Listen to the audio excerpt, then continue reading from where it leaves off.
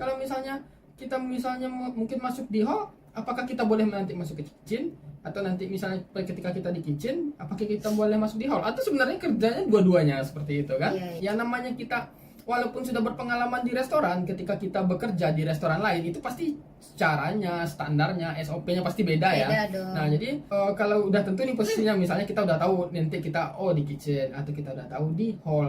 Nah, kesulitan masing-masing di bidang itu apa sih menurut Ayah sendiri? Action, minasan konnichiwa, Pau desu.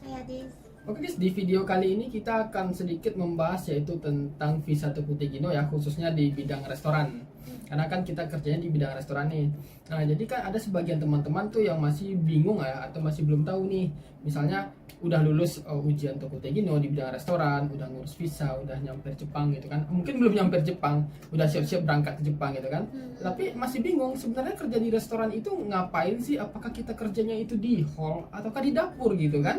Kalau misalnya kita mungkin masuk di hall, apakah kita boleh nanti masuk ke kitchen, atau nanti misalnya ketika kita di kitchen apakah kita boleh masuk di hall, atau sebenarnya kerjanya dua-duanya seperti itu kan? Iya. Nah, karena ada juga nih teman-teman kita yang pernah datang ke Jepang dengan menggunakan visa Tokutegino di bidang restoran. Iya. Itu mereka dikasih tahu gitu kan kalau kerjanya di kontrak itu kitchen misalnya seperti itu ya. Dan ketika disuruh di hall mereka nggak mau gitu. Kan saya di kontrak kerjanya di kitchen seperti itu. Atau di hall disuruh ke kitchen, kan saya di kontraknya di hall seperti itu. Nggak mau ke kitchen, ngapain seperti itu kan. Nah, sebenarnya kerjanya itu gimana sih atau di mana sih?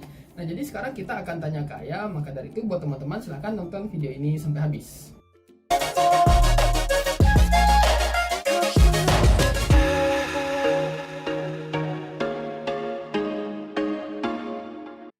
Oke, nah jadi ya mungkin di sini sebenarnya di video-video sebelumnya kita udah banyak yang ngebahas tentang di restoran ini ya khususnya, karena kan kita kerja di bidang restoran.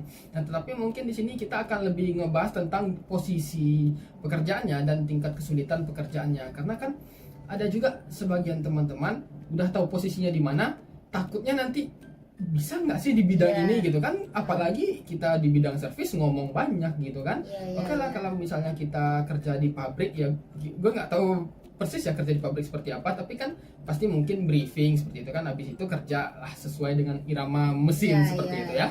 Nah, jadi kalau menurut saya sendiri kan sebenarnya kita itu di restoran kerjanya seperti apa sih? Kalau Ayah dulu awalnya kerja di bagian Aku sekiaku dulu di Sekiaku, awal. Jadi ya. alias emang pelayanan di depannya hall ya. Kalau mereka bilangnya gitu. Awalnya tuh emang kalau misalnya udah ditentuin dari awal tuh emang aku cuma sekiaku doang gitu. Jadi udah diajarin Ayah tuh cuma di sekiaku, cuma bidang pelayanan doang, udah sampai situ aja gitu. Pas wawancara juga. Pas iya wawancara ya? juga gitu kan. Nanti ini ya karena waktu itu kan aku nanya, aku kebetulan juga nanya gitu kan, itu kita kerjanya di bagian mana ya, dia bilangnya waktu itu kamu kerjanya di hall, dia bilang gitu kan. Karena yang kerja di bagian kitchen pasti nggak mungkin langsung dong, kita baru awal-awal langsung masuk kitchen kan nggak mungkin gitu kan. Nah, waktu itu emang dia bilangnya kita kerja di hall, dan aku emang waktu awal masuk emang langsung ke hall gitu. Iya. Waktu itu pas kita wawancara, kita memang wawancaranya berdua langsung Iya, seperti berdua ini ya, waktu duduk itu. berdua. Cuma wawancaranya itu online dari video call ya waktu itu Video ya. call waktu itu. Video call. Nah, jadi waktu itu memang dijelaskan ya kalau cewek Ayah itu kerjanya di hall, terus yang cowok itu kerjanya di belakang di dapur seperti itu ya. Nah, waktu itu kebetulan karena Ayah visanya udah jadi, Ayah yang masuk duluan gitu kan, masuk kerja duluan. Gue kan waktu itu visanya belum jadi belum mulai kerja. Nah, waktu itu Ayah disuruh masuk ke hall yang bisa dikerjain sama cewek dulu ya, seperti itu kan. Karena meskipun awalnya aku bilang gitu kan, aku nggak pernah kerja bidang servis sebelumnya gitu kan. Ada ketertarikan dalam bidang servis tapi nggak pernah punya pengalaman di bidang servis gitu. Terus mereka bilang ya udah nanti diajarin. Awal-awal itu emang susah, tapi ya nagarnya gitu ya. Biasa aja. Terus harusnya kan di penjelasan wawancara kan kerjanya itu di hall. Nah, terus tiba-tiba kerjanya di kitchen. Jadi gitu kan dulu itu awalnya kan aku kan sama sekali nggak pernah tuh ke kitchen tuh gitu kan. Cuman waktu itu pas lagi ngobrol-ngobrol gitu kan, kita udah lumayan deket sama orang kitchennya, udah deket sama owners atau yang orang pemiliknya lah gitu loh kan. Nah, jadi waktu ngobrol-ngobrol itu dia nanya-nanya gitu kan, kamu kemarin waktu wawancara bilangnya suka masak ya. Oh iya, aku suka masak, bilang gitu kan. Terus disuruh masak waktu itu, bikin makanan. Iya. Aku disuruh bikin makanan waktu itu. Oh coba bikin gitu kan. Nah disuruh nih sayur-sayuran potong aja. Aku nggak tahu, entah mungkin waktu itu mereka lagi ngetes juga nggak tahu. Aku juga nggak ngerti gitu. Tapi mereka nyuruh aku motong gitu. Terus sambil motong itu mereka ngajak ngobrol gitu kan. Terus tapi matanya dia ngajak ngobrol, matanya ngeliat ke tangan aku gitu. Iya. Terus dia bilang, lu pinter ya pakai pisau. Dia bilang gitu. Bisa nih masuk kitchen. Nah di sanalah awalnya aku mulai masuk ke kitchen. Kok nggak terlalu masuk lagi gitu, sesekali aja gitu. Iya berarti kan karena dia melihat ayam mampu nih bisa, oh ya udah mending di kitchen aja. Berarti kan setelah sejak itu nggak di hall lagi tapi fokus di kitchen ya, seperti itu. Iya. Kalau aku memang kalau di awal kerja itu tujuannya langsung adalah kitchen ya, tetapi karena waktu itu restoran rame gitu kan, grand opening lah ya namanya. Jadi waktu itu belum sempat diajarin. Ya namanya kita walaupun sudah berpengalaman di restoran, ketika kita bekerja di restoran lain itu pasti caranya, standarnya, SOP-nya pasti beda ya. Nah, jadi kita pasti akan diajarkan baik itu sudah punya pengalaman maupun belum punya pengalaman. Nah, jadi di situ poinnya ya teman-teman nggak perlu takut nih. Bang, saya belum punya pengalaman di restoran, gimana nanti nggak bisa gitu kan? Ya nggak apa-apa karena nanti pasti diajarin. Baik yang belum punya pengalaman ataupun yang sudah punya pengalaman tetap diajarkan. Karena kan setiap restoran punya cara yang beda-beda, ya kan? Gak perlu khawatir sih kalau misalnya kerja di Jepang itu kayak gimana ya, kita pasti bakal diajarin sampai kita bisa gitu. Mereka nggak bakal ninggalin kita gitu aja gitu. Karena aku 1 minggu full itu aku nggak stay aku sendirian. Aku selalu ngikutin orang gitu, maksudnya itu jadi ada satu orang lagi yang waitress misalnya gitu kan, udah kamu nanti ngikut sama dia jadi ya udah aku ngikut aja gitu, aku nggak ngapa-ngapain gitu, cuma ngikut, inget lihat belajar gitu. Ya aku pun kan waktu itu masa hotel grand opening sibuk gitu kan, jadi si ownernya ini belum sempat ngajarin gitu kan. Jadi waktu itu aku nggak bisa ngajarin, lu aku aja sana di hall gitu kan, ya mau nggak mau aku juga ikutin lihat di hall seperti itu ya. Jadi secara nggak langsung hall bisa, setelah itu baru diajarin bagaimana proses motong segala macam, akhirnya bisa di kitchen. Nah jadi kita bisa muter ya, mau di kitchen hall oke, nggak masalah. Makanya sekarang pun kalau misalnya di kitchen oke, hall pun juga nggak masalah gitu. Jadi ketika teman-teman itu misalnya ya, kalau ini apa ya, agak sedikit rumit ya ketika ada yang kayak aku bilang tadi, ada teman-teman yang dia nggak terima, dia nggak mau, saya nggak mau di hall, saya mau di kitchen karena kan di kontrak saya di kitchen seperti itu. Sebenarnya ketika teman-teman jadi staff ya, orang yang bekerja di sana ya, sebenarnya ketika restoran itu membutuhkan posisi tersebut, mereka nggak masalah ya memindahkan posisi teman-teman ke tempat yang lain ya, karena kan masih di bidang gaishoku seperti itu. Kecuali mungkin ya teman-teman dipekerjakan di bidang yang lain, itu disuruh baru nggak cleaning mungkin gitu kan, mungkin bisa lah kita bisa nolak gitu loh. Disuruh bersihin apa kayak gitu kan, pembersihan sendirian gitu, disuruh reparasi atau apa gitu kan, gergaji oke lah, boleh lah. Itu udah melenceng dari bidang ya. Tapi kalau masih di satu bidang dan memang kebutuhannya orangnya ada di tempat yang lain, misalnya dia butuh orang di bidang kitchen ya, nggak masalah teman-teman masuk kitchen gitu, karena ibaratnya perusahaan itu sudah mempercayakan di kita ya. Karena gini ya kita bisa tahu lah ya gitu kan, oh mungkin kita mikir oh nih mereka mau pakai tenaga kita nih di semua tempat, jangan mikir jelek dulu gitu loh. Walaupun memang begitu ya mungkin ada gitu kan, mungkin ada beberapa yang jelek mungkin gitu ya gitu kan. Cuman kan kalau misalnya mereka nyuruh kita ke sana, artinya kan mereka percaya sama kita, itu kan salah satunya gitu. Salah satunya ya. Nah, dan kedua gitu kan, ya kita bisa tahu lah gitu. Kalau misalnya di restoran itu kita nggak bisa tahu, oh dia hari ini bakal rame kah, bakal nggak rame kah? Kita nggak tahu ya, kita nggak bisa prediksi gitu. Kecuali kalau misalnya ini ada yang punya penuh, oke lagi bisa tahu ini pasti bakal rame, bisa ngerti gitu. Tapi kalau misalnya tiba-tiba gitu kan rame tiba-tiba, nah sedangkan di hall nggak ada orang atau di kitchen tuh kekurangan orang, ya kita sebagai manusia gitu ya bantulah gitu.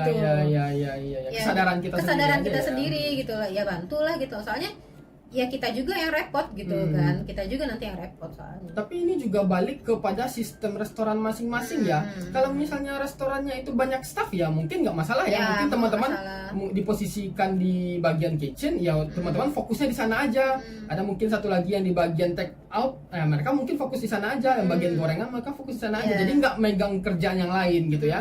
Cuma kalau di tempat kita kerja ini memang staffnya satu hari itu 2 maksimal 3 ya kan, Iya, maksimal iya. 3. Jadi kadang misalnya si A lagi sibuk, jadi misalnya dia nggak sempat melakukan pekerjaan yang lain, jadi kita mau nggak mau ngehandle pekerjaannya dia gitu kan. Ya bisa pernah kayak gitu, soalnya waktu aku siang pun gitu, aku lagi sibuk bikinin apa gitu kan, karena kan pesanan itu masuknya cuma satu ya, banyak ya, sedangkan yang buat aku sendiri gitu kan. Jadi karena staff yang di hallnya mereka ngerti, dianya ngerti gitu kan, mungkin kan oh ini nggak bakal cepet nih keluar makanan gitu, jadi nanti okeaksanya kelamaan nunggu gitu loh. Jadi itu nanti berdampak ke restoran gitu. Jadi dia ikutan bantu paling di belakang gitu, ngambilin daging misalnya gitu kan, yang bisa mudah-mudah aja gitu, yang mudah-mudah aja, atau dia nyiapin piring dengan apa sih itu udah ditaruh lah salad sama apanya gitu. Jadi nanti aku tinggal naruh daging aja gitu lah, ada yang kayak gitu gitu. Jadi kayak mana ya, kita mikir gimana caranya restoran ini selalu mawareru gitu loh, selalu nggak kelamaan nanti okeaksangnya nungguin gitu. Jadi kalau misalnya nih, kalau kita simpulkan ya, itu kalau misalnya teman-teman kerja di bidang restoran, apakah teman-teman itu akan diletakkan di hall atau di kitchen, itu balik lagi ke wawancara awal ketika teman wawancara, atau di kontrak dijelasin. Tapi di kontrak sih nggak ada ya, biasanya posisinya di mana itu nggak ada. Biasanya itu dijelaskan di wawancara. Tetapi nggak akan tertutup kemungkinan teman-teman itu akan berpindah posisi seperti itu ya.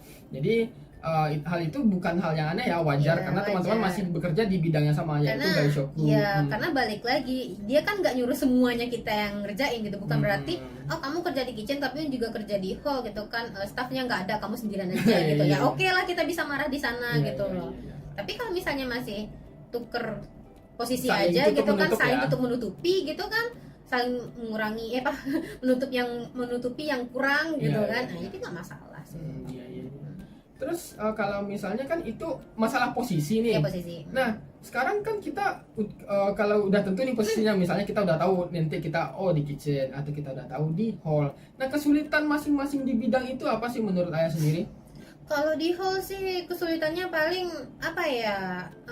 Kalau misalnya siang sih nggak terlalu berasa ya kalau di aku ya. Kalau misalnya malam itu kebanyakan okeaksang itu dia banyak nanya soal ususume kah, gitu kan? Ususume kah, atau misalnya karena kita semi izakaya, ada yang mabok kah gitu. Jadi paling itu aja sih gitu. Kalau misalnya bahasa sih di awal-awal aja yang susahnya gitu. Setelah udah beberapa 1 tahun lagi udah terbiasa gitu kan, udah biasa aja gitu. Kalau cuman yang susahnya itu paling ya osusume gitu, karena kan kayak mana ya, semuanya enak misalnya gitu kan, semuanya enak gitu ya, paling kita susumenya tuh ya yang ini gitu. Tapi sekarang tuh susume tempat kita tuh banyak gitu, jadinya paling di sana aja susah sih buat ngejelasinnya gitu. Kadang misalnya dia nanya gini kan, ini beda daging ini dan ini apa, nah gitu itu kan. juga ya, ini beda daging ini sama ini apa, nah ini apa maksudnya, ini dagingnya, ini daging apa, oh ini asalnya dari mana, itu sering ditanyain gitu beberapa kali. Terus misalnya ini kayak misalnya daging, kalau dulu ya waktu di hotel ya kita bikin steak, ini daging sapinya dari mana ditanya gitu, dari Amerika atau Australia, dia nanya gitu. Ada juga. Jadi gitu, daging kan. ayamnya juga ditanyain aku kan, ini daging dari mana? Oh ini tosa chicken gitu kan, dari apa gitu kan. Oh gitu ya, oh ini dari mana? Gimana caranya gitu kan? Masa dijawab satu-satu gitu. Iya. Terus juga mungkin kalau kesulitan yang lain itu adalah ketika di telepon ya. Ya, nah satu lagi ya itu di telepon juga, itu juga sulit. Yang sulitnya itu kadang misalnya orang nanya kos, nanya menu. Nah, iya. Yang untuk kos yang 2.500 apa aja, bagaimana sistemnya, untuk kos yang 1.800 apa, kan kita jelasin mungkin itu ya. Aku juga itu kalau misalnya kayak siang sih juga banyak gitu orang nelfon gitu kan. Ini saya mau tabe hodai, itu kosnya berapa sih ditanya gitu kan, sedangkan tempat kita tabe hodai ada 3 macam gitu kan. Nah ini yang siang kan yang biasa kah atau yang full gitu kan. Nah kita jelasin semuanya, jangan kita suruh dia milih dulu gitu, kita jelasin semuanya gitu kan. Ada yang segini, ada yang segini, ada yang segini, oh apa aja bedanya, nanti kita jelasin gitu. Oh ini gitu. Kalau yang biasa 4, kalau yang ini ada 12. Kita jelasin satu-satu gitu. Berarti mungkin kalau di depan ya, di hall ya, mungkin paling itulah gitu, ngomong bahasa bahasa lebih kesulitannya paling di bagian bahasa. Kalau di bagian dapur sih kebanyakan ya daging itu keluarnya banyak, harus motong selalu harus gitu, cepat, harus cepat motongnya, harus cepat, jangan sampai jangan sampai okeaksannya kelamaan nunggu, tapi kita juga harus hati-hati jangan sampai terjadi kita yang kepotong. Iya. Kadang kan kalau kita kan pesanannya itu masuknya tuh lewat iPad gitu ya. iPad. Jadi nanti kelihatan tuh pesannya udah jalan berapa menit gitu. Kalau misalnya kita keluarin, kita tekan, gitu kan hilang pesanannya. Iya. Tapi kalau belum kita tekan kan berarti kan bisa dilihat Iya. berapa udah jalan 15 menit Kalau misalnya misalnya. udah terlalu lama itu jadi berubah Merah. warnanya merah gitu. Merah, gitu kan. Itu Nah. jadi deg-degan, aduh udah kelamaan nih Jackson udah kelamaan nunggu Iya, gitu. iya. Gitu. Terus di belakang sih kalau misalnya siang itu kesulitannya adalah banyak terlalu banyak jenis syurui kalau misalnya siang itu. Jadi mentah ada, masak ada, Oh, yang sedangkan aku gorengan yang ada. goreng-gorengan ada, sedangkan aku sendirian di belakang gitu loh. Jadi daging dikeluarin juga, ini gorengan juga dibikin, salad juga di set gitu. Jadi sedangkan tangan kita ini udah megang mentah kan. Iya. Jadi makanya Cuci aku dulu ya, biasanya sih aku dulu kan ngerjain yang gorengan dulu kan. Gorengan ini digoreng, nanti kita motong, daging keluar, cuci tangan, daging gorengan tadi baru di set gitu. Jadi paling itu aja sih kesulitannya, soalnya harus cuci tangan terus menerus gitu. Kadang aku malah ganti sarung tangan gitu kan, soalnya nggak boleh ya, itu kan bisa kontaminasi nantinya gitu. Jadi cross kontaminasi, jadi itu kan bisa bikin sakit perut. Sebenarnya ini normalnya pada normal umumnya ya. Di restoran itu ketika misalnya ada pengolahan khusus untuk mengolah daging mentah sama mungkin gorengan atau yang dipanaskan itu biasanya orangnya beda. Harusnya ya. iya. Normalnya ya. Terus antara orang yang menyediakan makanan, yang bikin makanan sama yang nge-serve ke tamu, yang ngasih ke tamu itu harusnya juga beda ya. Tetapi mungkin nih itu balik lagi ke kondisi restoran teman-teman. Kalau di tempat kita ya orangnya berdua atau bertiga, kadang itu kan yang di depan lagi sibuk ngelayanin tamu, kita mau ngeluarin daging daripada nunggu mereka lama gitu kan. Kita yang keluar gitu, macam-macam. Apalagi kalau siang itu dari tadi aku cuma berdua gitu loh. Jadi susah ya susah, kalau makanya sibuk, ya. terlalu sibuk kalau siang itu malahan, apalagi jam makan siang gitu kan. Iya. Rame lagi gitu. Iya sih, mungkin itu sih kesulitan umum ya. Tapi ini normalnya Ayah itu mulai terbiasa kerja di restoran itu udah pas jalan berapa bulan? Jalan bulan pertama udah langsung bisa kah, atau baru jalan bulan kedua atau bulan ketiga? Aku ngerasa sih nggak terlalu secepat itu ya. Aku ngerasa sih ya mungkin bulan pertama atau bulan kedua mungkin aku udah mulai terbiasa Udah hall terbiasa gitu. ya. Nah, bulan kedua atau bulan ketiga aku udah mulai terbiasa sama hall gitu. Karena kan aku masuk kitchen itu nggak langsung ya, nggak 2-3 bulan langsung masuk kitchen, enggak gitu. Tapi ada sekitar setengah tahun aku di hall, nanti baru aku ke kitchen gitu. Iya. Jadi nggak langsung transisinya itu nggak secepat itu gitu. Iya. Jadi kadang kan gini, ada juga orang yang mungkin butuh masa belajarnya itu 1 bulan tuh termasuk cepat ya, ada yang sampai 3 bulan gitu. Jadi kadang di masa pembelajaran itu kadang masih sering kena marah gitu. Nah kebanyakan orang jadi ngerasa nggak betah di 3 bulan pertama itu. Iya makanya ya aku pun waktu bisa dibilang ya, karena seminggu pertama kan aku nggak ngapa-ngapain gitu, aku cuma liatin doang gitu.